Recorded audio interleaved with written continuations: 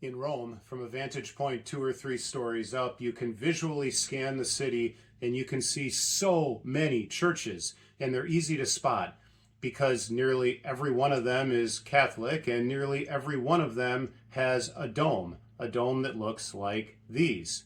And in many cases, these are very tightly packed together.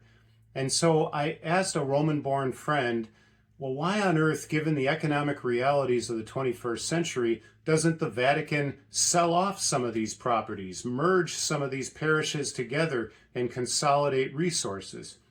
And he gave me what I thought was a very clear and very wise response to my question. He said, Roberto, centuries ago, some were very gifted in the use of language, and so they expressed their faith and glorified God by writing poems and novels. Others were very gifted in music, and so they expressed their faith and glorified God by writing symphonies and concertos and hymns, or by playing or singing those pieces of music. Still others were very gifted in the visual arts, painting and sculpture, and so they expressed their faith and glorified God through those art forms. Others were very gifted in architecture, and so they expressed their faith and glorified God by designing some of the beautiful churches and basilicas and cathedrals in Rome and elsewhere.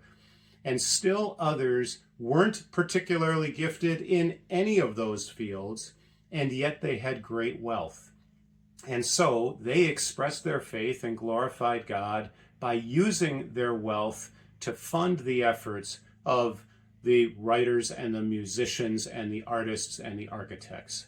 And then he paused and he said to me, now, Roberto, which of these grand expressions of faith and glorifications of God would you have the Vatican merge out of existence or sell off or tear down?